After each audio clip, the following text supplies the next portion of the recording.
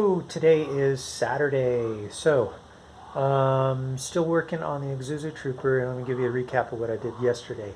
Now, it, it doesn't look like I did a whole lot, but what I actually did get accomplished was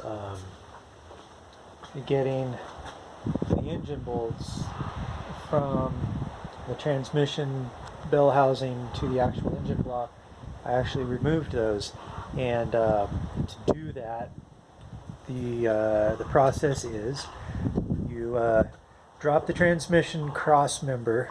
That takes a little while. It's a little bit of work, but not tough. Those bolts had never been removed, and they fought me a little bit.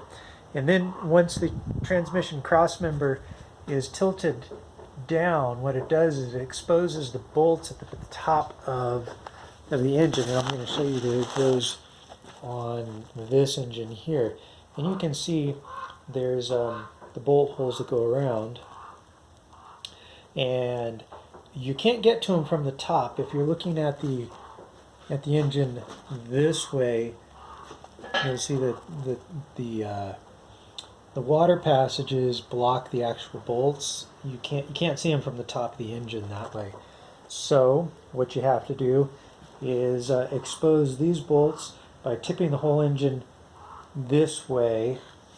And what I did is I got my 3/4 inch ratchet set, so I've got a lot of leverage on it. Of course, it's also big and heavy and hard to work with. And I got a roughly 4 foot of extension onto the 17 millimeter bolt head on these bolts here. And so you have to actually get all the way back here as you're working on it. You put a whole lot of torque, and those bolts will come out. But boy, it's a lot of work, and super not fun. And then you have to put the transmission cross member back in, because that's what's holding the rest of the transmission back into the car. Otherwise, as soon as you separate the transmission from the engine, it's going to just fall out. So I put the transmission cross member back in, and that's kind of tough to do when the engine's completely loose. Now, I was able to get the motor mounts loose, and what I've decided though is that once I put my crane on there, I realized that being on the slope surface and on the dirt, it's really just not going to work. So what I'm going to be doing next is pulling the Trooper into the garage so I can get it on a level concrete surface so I can pull the engine. At the moment, it does not want to separate from the transmission, so I'm still going to try to figure out why that is and what's going on with it. But we'll see. I knew that this was going to be a really hard project to swap the engine out.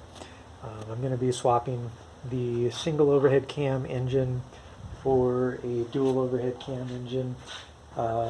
Supposedly the blocks and the heads will transfer right over as long as I use the intake manifold from the single overhead cam setup. So I've got some part swapping to do, and I'm also going to replace the timing belt, because I know this timing belt's got 80,000 miles on it, and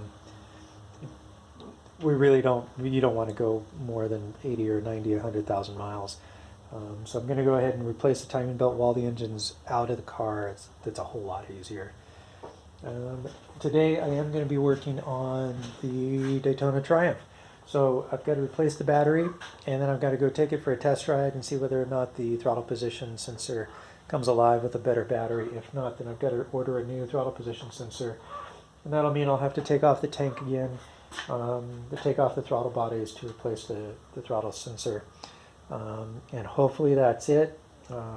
Unfortunately, there isn't any really good diagnostic way to figure out if that throttle position sensor is failing only when it's hot, and that seems to be my issue, is only when it's hot. Otherwise, the throttle position sensor works just fine when it's cold, but I think that there's a slight issue with the potentiometer inside of it. It's coming up with some resistance, especially at the lower voltages, and while it's hot. And that could just be a broken wire somewhere or something like that, and the wiring is not the strong point in that motorcycle. The wiring I've already had some issues with. The alternator leads from the alternator to the rectifier melted. And it's not the leads itself, it was the poor connections. And then I tried crimping them, and they melted again. And then so what I did is I soldered them together. And so far that's worked just fine. It's not the wires, it's not the rectifier, it's poor wire crimping for that wire. There's a lot of amps running through that. Well, that's it for today.